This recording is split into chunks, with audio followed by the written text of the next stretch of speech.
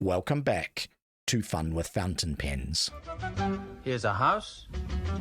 Here's a door. Windows 1, 2, 3, 4. Ready to knock? Turn the lock. 10 school.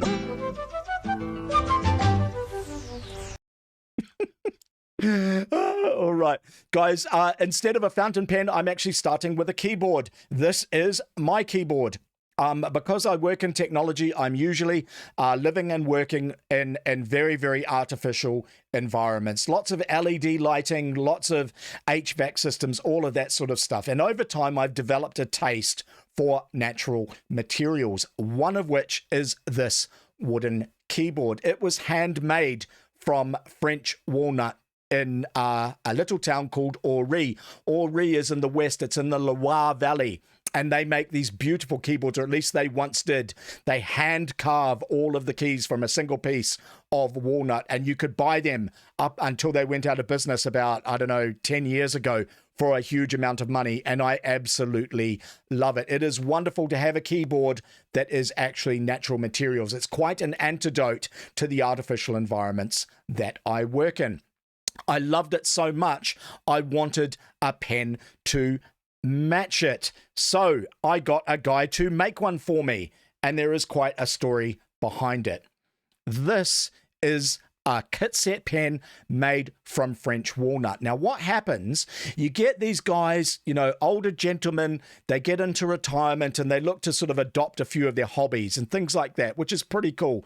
And one of the hobbies that older gentlemen often take up is wood turning, and it's quite good. It means that they can go out into the shed and give the wife a little bit of a break. The wife is, of course, used to her husband being at work for 8 or 9 hours a day. And when he retires, having him around the house for those 8 or 9 hours can, I imagine, be quite trying. So it's pretty good for him to have some hobbies that he can go out into the shed and conduct. Now, these kitset pens are available to support that. What blokes who are into wood turning can do is go and buy the kit sets for a fountain pen, right? Which is all the mechanisms to be a fountain pen, except for the body and the cap and so on, so that they can engage their hobby, do their wood turning, create a nice pen, and then fit it into the components. I got a chap to do that for me with French oak to match my keyboard. This is the pen, and I absolutely adore it. It is wonderful to have a fountain pen that is made of absolutely natural materials. And the other great thing, which is really surprising for these kit sets, I think you buy the kit sets, which is the components like the finial, like the clip, all of the bits and pieces, you get them for about 15, 20, 30 US dollars for the kit set. And then the wood turner puts the pen together. But the components are surprisingly good. One of the things that I really love about this pen is the clasping mechanism on the cap. It is about a quarter turn to get this cap on and off, and it absolutely locks into place absolutely perfectly. The only pen that I have that has a better clasping mechanism is a Visconti Homo sapiens. This pen is wonderful, and in fact, that clasping mechanism works on the back of the pen as well for someone who wants to post their pen. It is absolutely adorable. I love it to pieces. Now, I am someone who does not tend to like having a metal grip, which is the part of the pen that you hold, right? This is called the section or the grip. I don't tend to like having the metal part for my fingers to touch, and this pen does have that, but I'm prepared to live with it because it is absolutely lovely to write with. The other thing I don't quite like so much is it's only got a size 5 nib. There's nothing wrong with a size 5 nib, but I prefer to have a nib that is a slightly larger. For the pens that I use most, I tend to never go below a size 6 nib. With that said, it is a steel nib with gold trim, but it is beautiful to write with. There is one other disadvantage to this pen. It came without a cartridge converter. And if I can undo the pen, I can show you this. It should have a cartridge in there so that I can fill this pen with ink. all right? But I've never been able to find a cartridge that fits it. There's some sort of specialty type, and I haven't been able to work out what it is, but there is a cartridge that is thin enough to fit this pen, but I've never been able to find it. So I keep buying all these different types of weird little cartridge converters, and none of them fit, or at least they fit it, but they don't fit inside the body of the pen. So that is a problem I need to solve.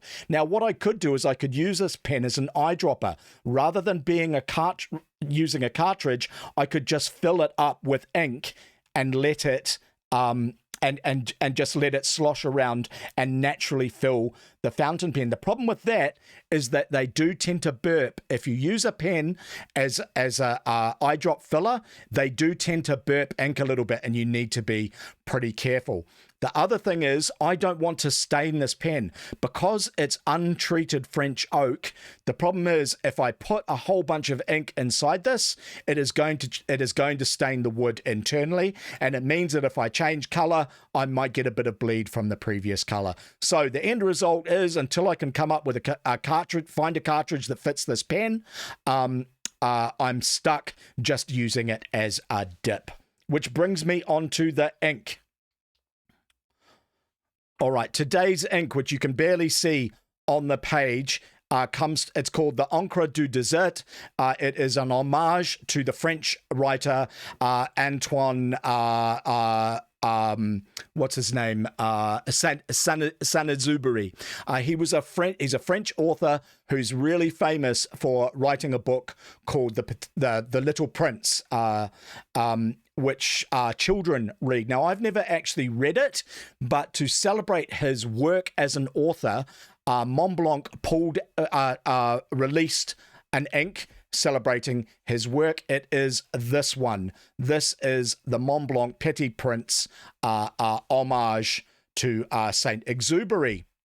However, and I bought 2 boxes of this. I thought that eventually I would give them to some family members, young family members who are reading his novel and enjoying the book. I thought it would make a nice present for a young person. So I bought a couple of them, and I have them sitting on my shelf for that time. However, Montblanc also bought out this ink to celebrate his actual life. It is called Encre du Désert, the ink of the desert. And the thing about this guy is he was an early aviator, and despite his work as a fiction author, he also wrote some fascinating real life factual works about the things that he got up to. He was an early aviator. He was involved in doing things like transporting mail across Africa and South America and things like that. He also, later in life, joined the French army when Germany invaded in World War II. When France surrendered to Germany, he fled to the United States. He joined the Free French Army and fought in Africa. He was often doing things like running reconnaissance flights. He was actually killed in action. His body was lost. He was running. He was flying reconnaissance flight, I think from Corsica, and went missing for 50, 60 years. And only about 10 years ago, they discovered his plane and his body. It looked like he was actually shot down in the Mediterranean outside of Marseille.